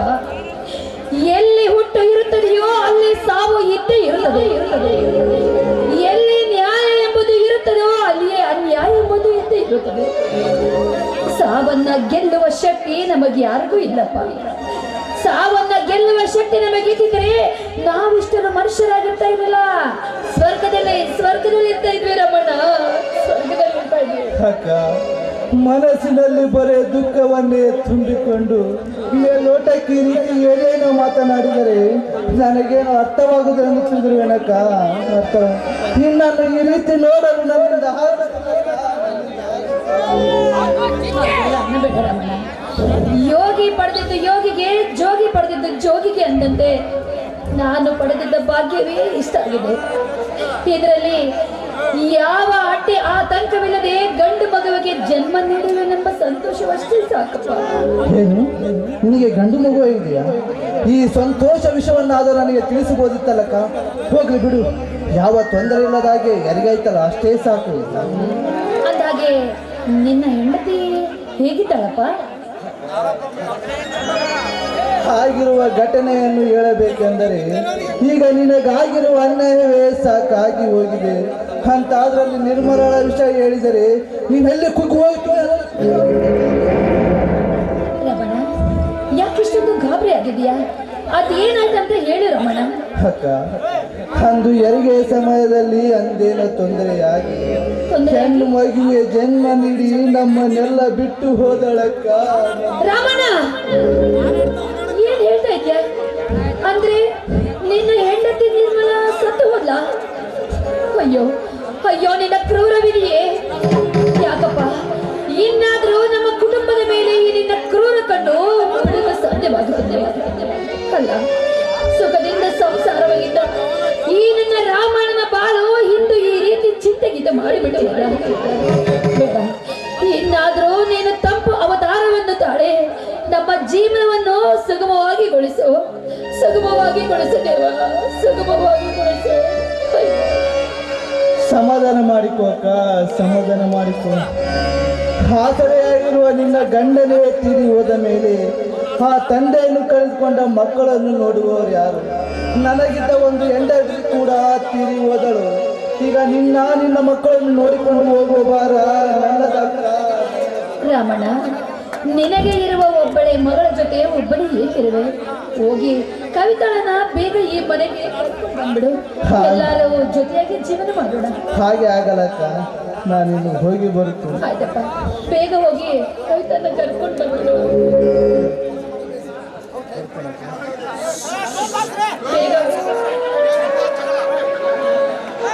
ತಾಯಿ ಬನಶಂಕರಿ ದೇವಿ, ಸುಖದಿಂದ ಸಂತೋಷವಾಗಿ ನಡೆದುಕೊಂಡು ಹೋಗುತ್ತಿರುವ ನಮ್ಮ ರಾಮಣ್ಣನ ಜೀವನ ಯಾವ ರೀತಿ ಕಣ್ಣೀರಿನ ಗೋಳು ಮಾಡಿಬಿಟ್ಟೆ ತಾಯಿ, ಮಾಡಿಬಿಟ್ಟೆ. ಆದದ್ದಾಯ್ತು.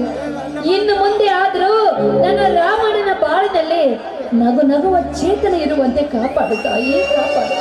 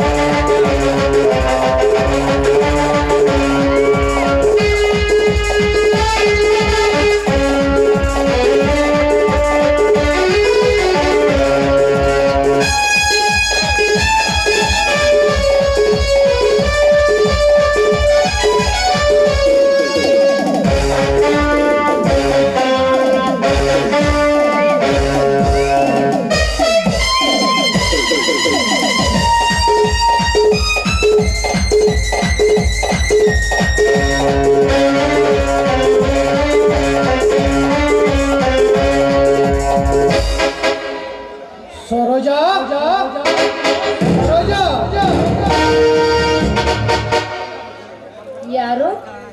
ಓಹೋ, ಗೌಡ್ರೆ, ಮತ್ತೇಕೆ ನಿಮ್ಮ ಆಗಮನ ನಮ್ಮ ಮನೆ ಕಡೆಗೆ ಬಂದಿತು? ಈಗಾಗಲೇ ನನ್ನ ಹಣೆಯಲ್ಲಿರುವ ಕುಂಕುಮವನ್ನೇ ಆರಿಸಿ ಸಾಕಷ್ಟು ಪಾಪದ ಹೊರೆಯನ್ನು ಹೊತ್ತಿದ್ದೀಯ. ಮತ್ತೇಕೆ ಈ ಮನೆಗೆ ಬಂದೆ ನೀನು?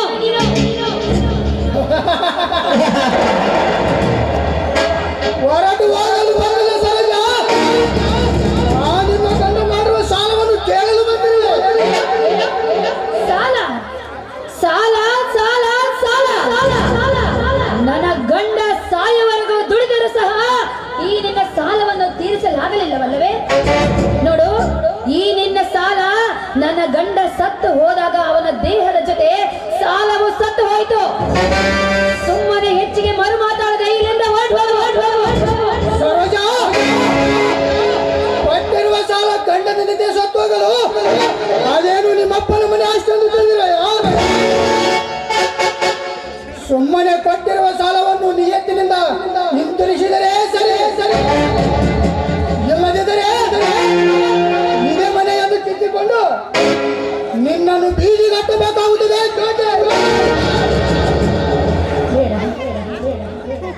ಇದ್ದೊಂದು ಮನೆಯನ್ನು ಕಿತ್ತಿಕೊಂಡರೆ ಮಕ್ಕಳ ಜೊತೆ ನಾನು ಎಲ್ಲಿಂದ ಹೋಗ್ಲಿ? ಬೇಡ ಗೌಡ್ರೆ, ಈ ಮನೆ ಮಾತ್ರ ಕಿತ್ತುಕೊಳ್ಳುವಂತ ಹೇಸಿ ಕೆಲಸವನ್ನ ಮಾಡಬೇಡಿ. ನನ್ನ ಗಂಡ ನಿಮಗೆ ಎಷ್ಟು ಸಾಲ ಕೊಡಬೇಕು ಹೇಳಿ? ನೀವು ಸ್ವಲ್ಪ ದಿನಗಳ ಕಾಲಾವಕಾಶ ಕೊಟ್ಟರೆ ನೀವು ಕೊಟ್ಟ ಸಾಲವನ್ನು ನಾನು ತೀರಿಸುತ್ತೇನೆ.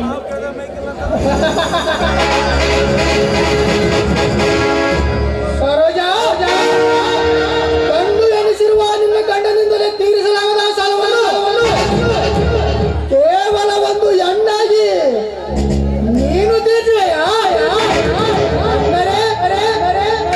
ಗೌಡ್ರೆ, ಹೆಣ್ಣಾದ ಮಾತ್ರಕ್ಕೆ ಹೆಣ್ಣಿನ ಕೈಯಲ್ಲಿ ಏನು ಆಗೋದಿಲ್ಲ ಅಂತ ತಿಳ್ಕೊಬೇಡಿ.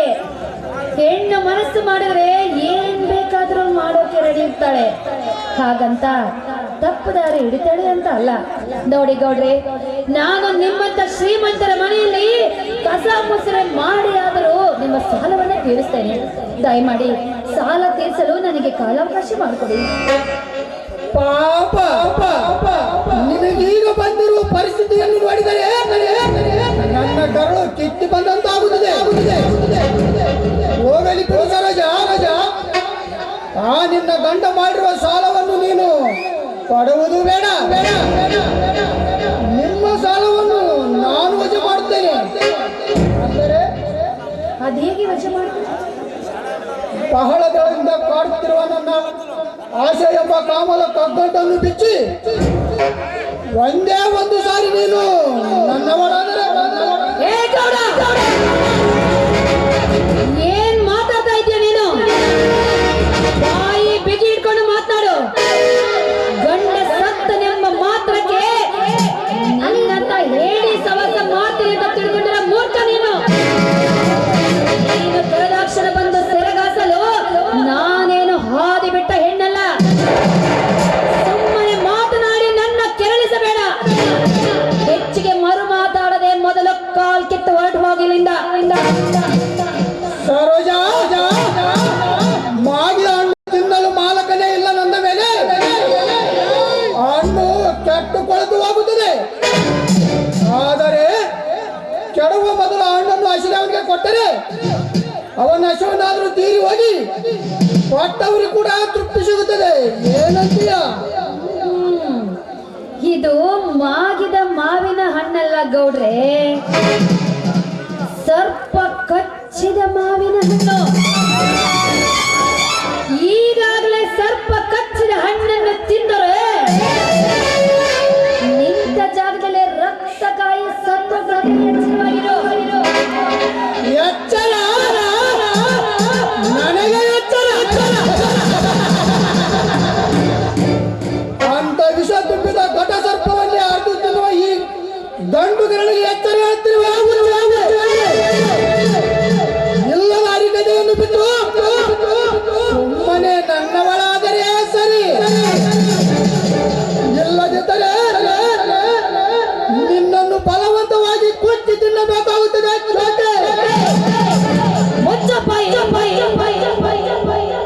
ಕುಕ್ಕಿ ತಿನ್ನೋಕೆ ಇದೇನು ರೆಕ್ಕೆ ಬೆಳೆದ ಹಕ್ಕಿ ಅಂತ ತಿಳ್ಕೊಬೇಡ.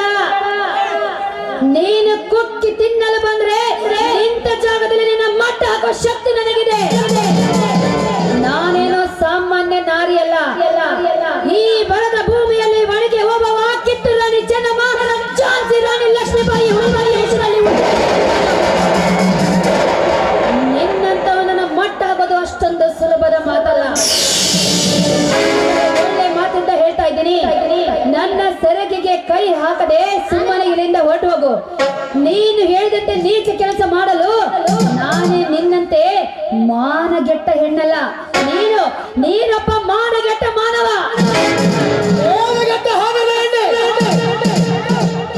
ಕೊಟ್ಟು ಒಂದು ಎಣ್ಣೆ ಜೊತೆ ಮಲಗುವುದು ಅದು ನನ್ನಂತ ಗಂಡನ ಲಕ್ಷಣ. ಆದರೆ ಮಾಡಿಕೊಂಡ ಗಂಡ ಮುಟ್ಟಲು ಬಂದರೆ ಅವನಿಗೆ ಮುಟ್ಟಿನ ನೆಪ ಹೇಳಿ 3 ದಿನ ಮಿಂಟನ ಜೊತೆ ಮಲಗುವ ನಿನ್ನಂತ ಹೆಣ್ಣು ನಾಯಿಗಳಿರುವಾಗ ಇನ್ನು ನನ್ನಂತ ಗಂಡು ನಾಯಿಗಳು ಇದ್ದೇ ಇರ್ತೇವೆ. ಯಾವತ್ತೂ ಮರೆಯಬೇಡ. ಎಷ್ಟು ತಿಳಿ ಹೇಳಿದರೂ ತಿಳಿದುಕೊಳ್ಳುವ ಹೆಣ್ಣು ನೀನಲ್ಲ. ಅಂದಾಗೆ ನಿಮಗೆ ಪರಸ್ಪರವೇ ಸರಿ.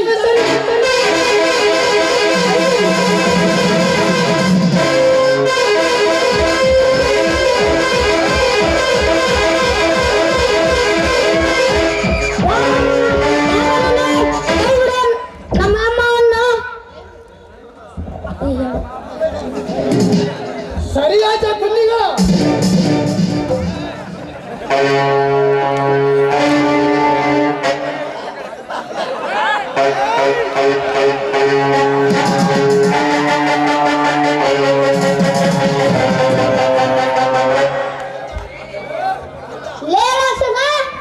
ನಮ್ಮವನನ್ನ ಕೈ ಬಿಡದಿದ್ದರೆ ಈ ನಿನ್ನ ಕೈಗಳನ್ನು ಕತ್ತರಿಸಿ ಹಾಕುತ್ತೇನೆ. ನಮ್ಮ ತಾಯಿಯ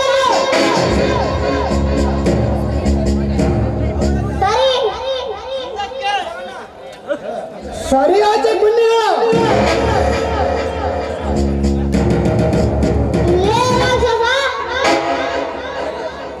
ನಮ್ಮ ತಾಯಿಯನ್ನು ಕೈ ಬಿಡದಿದ್ದರೆ ಈ ನಿನ್ನ ಕೈಗಳನ್ನು ಕತ್ತರಿಸಿ ಹಾಕುತ್ತೇನೆ. ಬಿಡು ನಮ್ಮ ತಾಯಿಯನ್ನು. ಶಬ್ಬಾಷ್ ಮಗ. ಶಬ್ಬಾಷ್. ಹುಲಿ ಹೊಟ್ಟೆಯಲ್ಲಿ ಹುಲಿ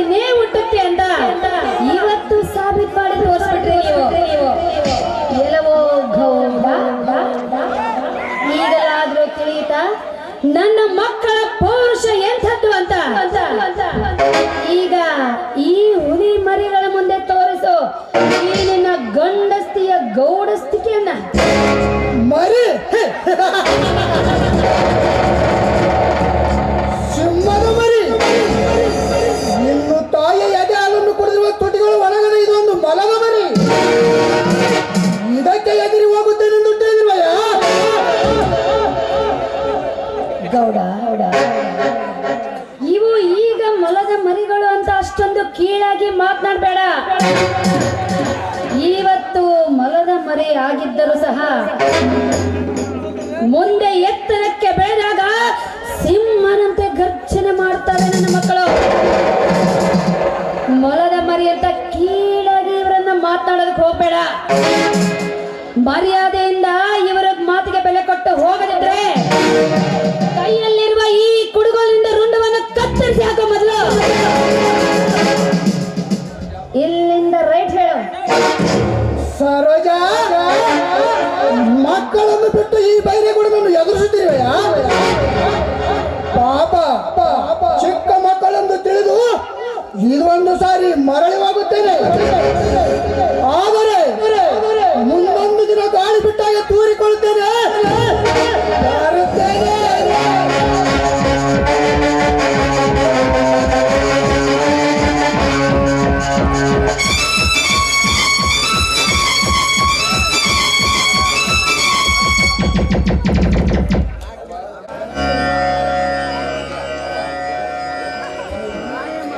ಅವ್ವ, ಯಾಕವ್ವ ನಿನ್ನನ್ನು ಕಂಡ ಈ ಜನರು ನಿನಗೇಕೆ ಈ ರೀತಿ ವರ್ತಿಸುತ್ತಿದ್ದಾರೆ? ಅಂತಹ ತಪ್ಪು ನೀನೇನು ಮಾಡಿದ್ದೀಯ? ಹೇಳವ್ವ, ಹೇಳು. ಮಗು, ಈ ಸಮಾಜದಲ್ಲಿ ನಾವು ಏನೇ ತಪ್ಪು ಮಾಡದೇ ಇದ್ರು ಸಹ ಕೊರಳಲ್ಲಿ ತಾಳಿ ಇಲ್ಲದೆ ಒಂದು ಹೆಣ್ಣು ವಿಧವೆಯಾಗಿ ಕಂಡರೆ ಈ ಸಮಾಜವೇ ನೋಡುವ ರೀತಿಯೇ ಹೇಗಿರುತ್ತದೆ ಮಗನೇ. ಸಮಾಜ ನೋಡುವ ರೀತಿಯೇ ಹೇಗಿರುತ್ತದೆ. ಅವ್ವ, ನೀನು ಹೇಳುವ ಮಾತು ನಿಜವೇ? ಹಾಗಾದರೆ ಕೊರಳಲ್ಲಿರುವ ತಾಳಿ ಇದ್ದರೆ ಹೀಗೆಲ್ಲ ಮಾಡುವುದಿಲ್ಲ. ಹೇಳವ್ವ, ಹೇಳು. ಇಲ್ಲಪ್ಪ, ಒಂದು ಹೆಣ್ಣಿನ ಕೊರಳಲ್ಲಿ ತಾಳಿ ಇದ್ದರೆ ಆ ತಾಳಿನೇ ಅವಳಿಗೆ ಶ್ರೀ ರಕ್ಷೆಯಾಗಿ ಕಾಪಾಡುತ್ತೆ. ಹಾಗಾಗಿ ಒಂದು ಹೆಣ್ಣಿನ ಕೊರಳಲ್ಲಿ ತಾಳಿದ್ರೆ ಯಾವ ಹೆಣ್ಣಿಗೂ ಈ ಪರಿಸ್ಥಿತಿ ಬರೋದಿಲ್ಲಪ್ಪ. ಅವ್ವ, ಏನು ಹೇಳ್ತೀರಿ ಅವ್ವ? ಎಲ್ಲ ವಿಷಯ ಗೊತ್ತಿದ್ದರೂ ಕೂಡ ನಿನ್ನ ಕೊರಳಲ್ಲಿರುವ ತಾಳಿಯನ್ನು ಯಾಕವ್ವ ತೆಗೆದಿದ್ದೀಯಾ? ಒಂದು ನಿಮಿಷ ಇರವ್ವ, ಬಂದೆ.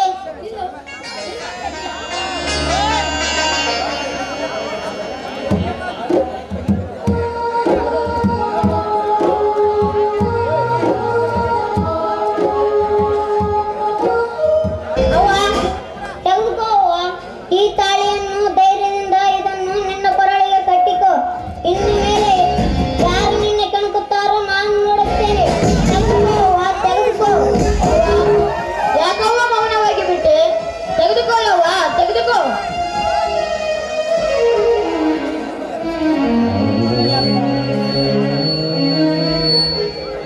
ಇಲ್ಲ ಮಕ್ಕಳ, ಇಲ್ಲ, ನಾನಿದನ್ನ ಮುಟ್ಟಲಾರೆ, ನಾನಿದನ್ನ ಮುಟ್ಟಲಾರೆ, ನಾನಿದನ್ನ ಮುಟ್ಟಲಾರೆ.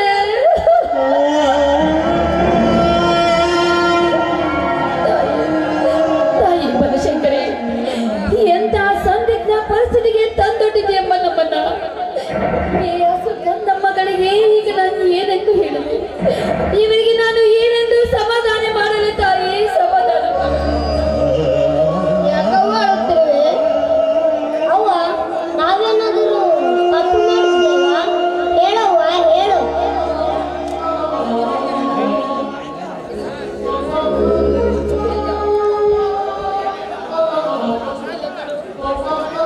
ನೀವೇನು ತಪ್ಪು ಮಾಡಿಲ್ಲ. ಆದ್ರೆ ಈ ಕರಿಮಣಿ ಸರವನ್ನ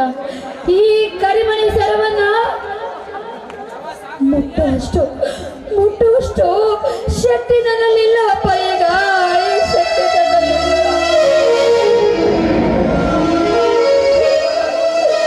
ಈಗ ನಾನು ಅದನ್ನು ಹಾಕಿಕೊಳ್ಳುವ ಭಾಗ್ಯ ನನಗಿಲ್ಲಪ್ಪ. ಈಗ ನನಗೆ ಅದನ್ನು ಹಾಕಿಕೊಳ್ಳುವ ಭಾಗ್ಯ ಇಲ್ಲ ಮಗನೇ, ಇಲ್ಲಪ್ಪ.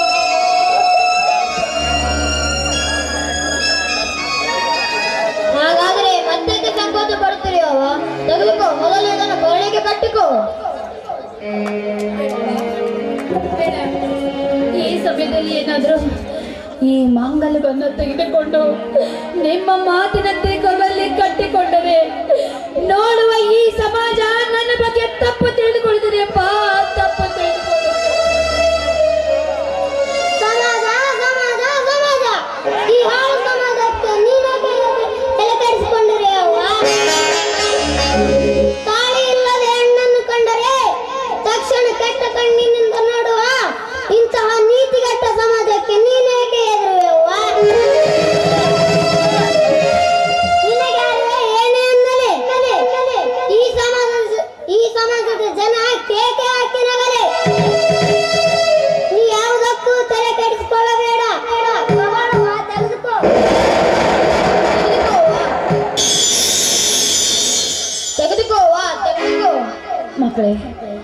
ನೀವು ಹೇಳಿದಂತೆ ಈ ಮಾಂಗಲ್ಯವನ್ನು ನಾನು ತೆಗೆದುಕೊಳ್ತೀನಿ.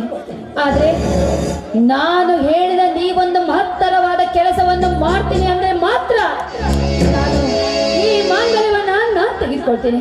ಹೇಳವ್ವ, ಅದವ ಮಾತು ಹೇಳವ್ವ. ಖಂಡಿತವಾಗಿಯೂ ನಿನ್ನ ಮಾತನ್ನು ನಾವು ಈಡೇರಿಸುತ್ತೇವೆ. ಇದು ನಿನ್ನ ಪಾದದ ಮೇಲಾಣೆ.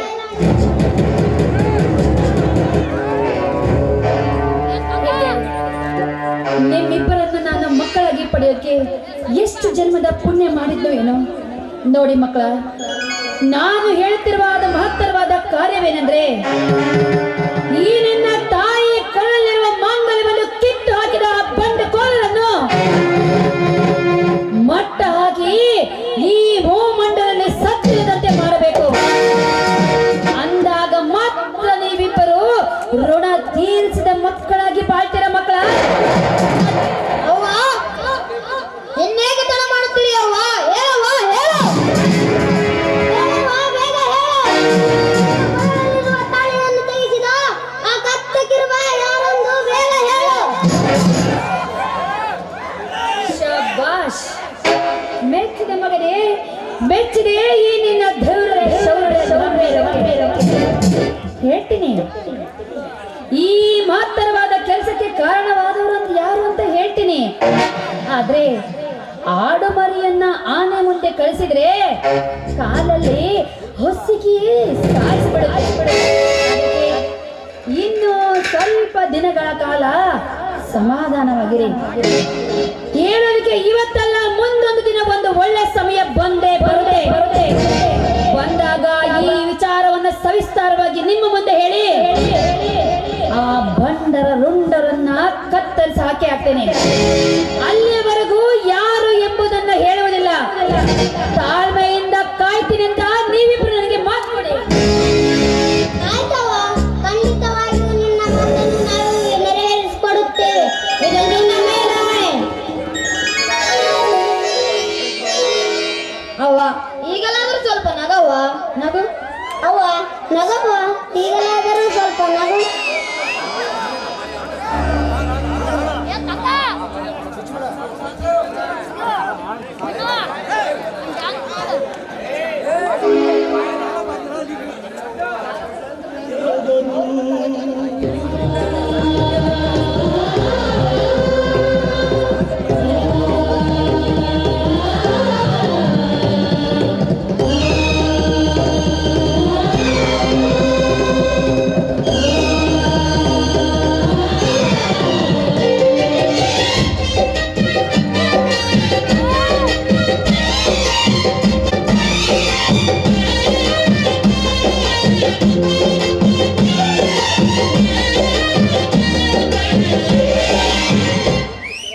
ಅಮ್ಮಯ್ಯ ಅಮ್ಮಯ್ಯ ಬಾರೆ ಮಕ್ಕಳ ಸಕ್ಕರೆ ತಾರೆ, ಮಕ್ಕಳ ಬಾಯಿಗೆ ಮಕ್ಕಳ ಬಾಳಿಗೆ. ಅಮ್ಮಯ್ಯ ಅಮ್ಮಯ್ಯ ಬಾರೆ ಮಕ್ಕಳ ಸಕ್ಕರೆ ತಾರೆ, ಮಕ್ಕಳ ಬಾಯಿಗೆ ಮಕ್ಕಳ ಬಾಳಿಗೆ. ನೋವಿಗೂ ಹಣ್ಣಿಗೂ ಭೂಮಿ ದೇವರು, ನೋವಿಗೂ ನಲಿವಿಗೂ ತಾಯಿ ದೇವರು. ಅಮ್ಮಯ್ಯ ಅಮ್ಮಯ್ಯ ಬಾರೆ ಮಕ್ಕಳ ಸಕ್ಕರೆ ತಾರೆ, ಮಕ್ಕಳ ಬಾಯಿಗೆ ಮಕ್ಕಳ ಬಾಳಿಗೆ.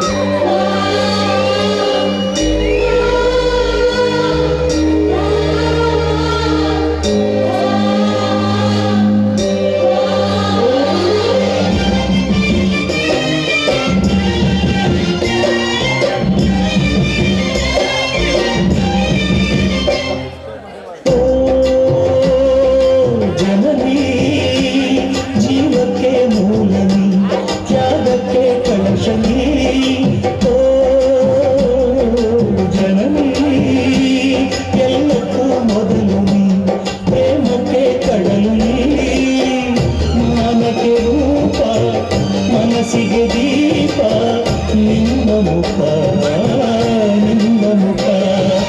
ಅಮ್ಮ ಯಾರೇನೇ ಅಂದರು ನನ್ನ ದೇವರು ಜಗತ್ತೇ ಮುಕ್ಕೋಟಿ ದೇವರು ನನ್ನ ದೇವರು ಜ್ಞಾನಕ್ಕೂ ದೊಡ್ಡದು ಅನ್ನದಾರುಣ ಜ್ಞಾನಕ್ಕೂ ದೊಡ್ಡದು ಅಮ್ಮನಾರುಣ ಅಮ್ಮಯ್ಯ ಬಾರೆ ಮಕ್ಕಳು ಸಕ್ಕರೆ ತಾರೆ ಮಕ್ಕಳ ಬಾಯಿಗೆ ಮಕ್ಕಳ ಬಾಯಿಗೆ ಅಮ್ಮಯ್ಯ ಬಾರೆ ಮಕ್ಕಳು ಸಕ್ಕರೆ ತಾರೆ ಮಕ್ಕಳ ಬಾಯಿಗೆ ಮಕ್ಕಳ ಬಾಯಿಗೆ ಹೂವಿಗೂ ಹಣ್ಣಿಗೂ ಭೂಮಿ ದೇವರು ನೋವಿಗೂ ನದಿವಿಗೂ ತಾಯಿ ದೇವರು ಅಮ್ಮಯ್ಯ ಬಾರೆ ಮಕ್ಕಳು ಸಕ್ಕರೆ ತಾರೆ ಮಕ್ಕಳ ಬಾಯಿಗೆ ಮಕ್ಕಳ ಬಾಯಿಗೆ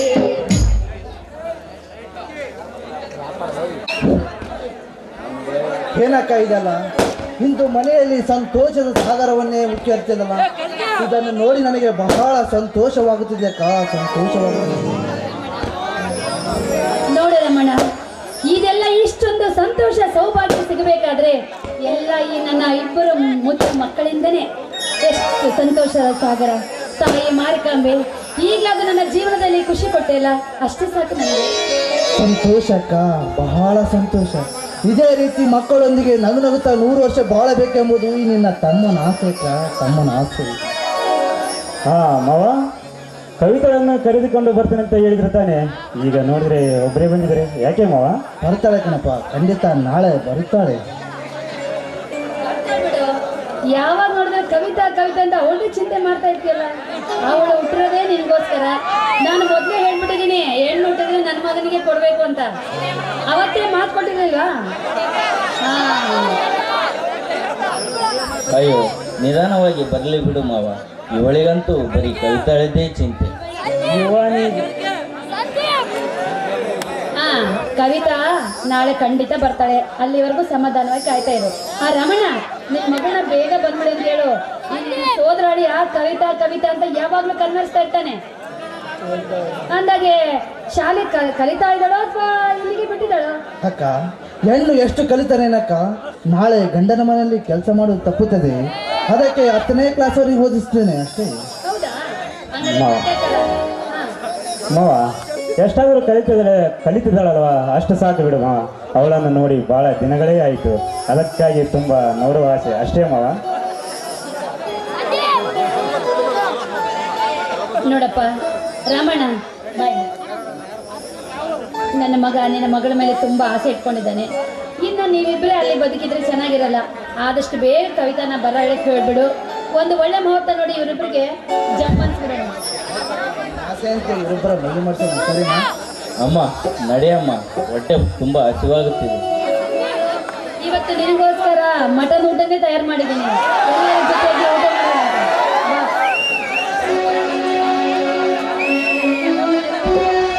ನಮ್ಮ ಸಂಸಾರ ಆನಂದ ಸಾಗರ, ಪ್ರೀತಿಯಂತ ದೈವವೇ ರಮದಾಧಾರ, ಆ ದೈವ ತಂದವರ ನೀಡಿ ಬಾಳೆ ಬಂದಾರ.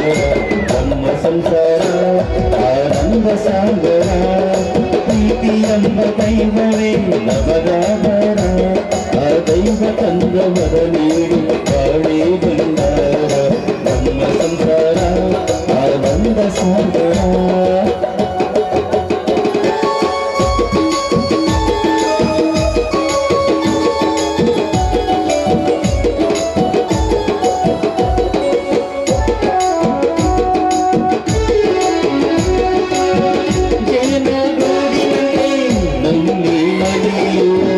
ಕೂಡಿ ಬಾಳುತ್ತಿರುವೆ ದೈವರ ಗುಡಿಯು, ಜೇನ ಗೂಡಿನಂತೆ ನನ್ನಿ ನಲಿಯು.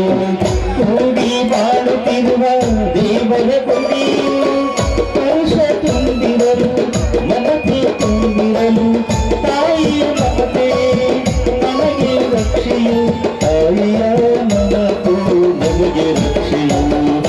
ನಮ್ಮ ಸಂಸಾರ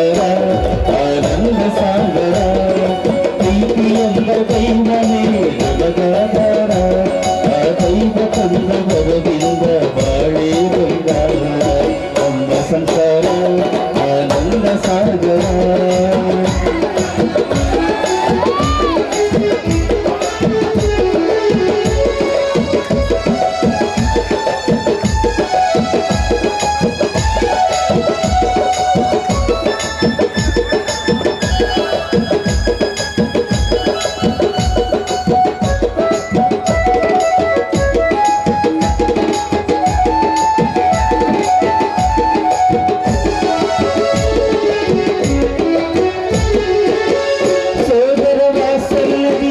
ಲಕ್ಷ್ಮಣನನ್ನು ಮೀರಿಸದವನಂತನು ನನ್ನಿ ತಮ್ಮನು ಸೋದರ ವಾತ್ಸಲ್ಯದಿ ಲಕ್ಷ್ಮಣನನ್ನು ಮೀರಿಸದವನಂತನು ನನ್ನಿ ತಮ್ಮನು ಕಷ್ಟ ಸುಖದಿ ಅಣ್ಣಗೆ ನೆರವಾಗುವನು ಕಷ್ಟ ಸುಖದಿ ಅಣ್ಣಗೆ ನೆರವಾಗು ಅವಳರತ ಸಾಗಿಸಲು ಜೊತೆಗೆ ಇರುವನು ನಮ್ಮ ಸಂಸಾರ ಆನಂದ ಸಾಗರ ಪ್ರೀತಿಯಂಬ ದೈವವೇ ನಮಗಾಧಾರ ಆ ದೈವ ತಂದವರ ನೀಡಿ ಬಾಳೆ ಬಂಗಾರ ಲಾಲ ಲಾಲ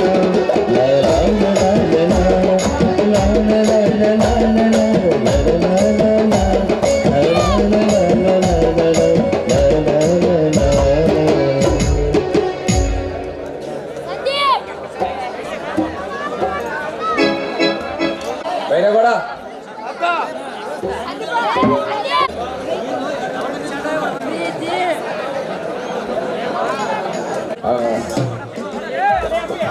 ಶಿವರುದ್ರಪಾತ ಮಾಡಿರ್ತಕ್ಕಂಥ ಬೀರೇಶ್ವರಿಗೆ ಬೆಳ್ಳಿ ಕಡಗ ಬೈರೇಗೌಡ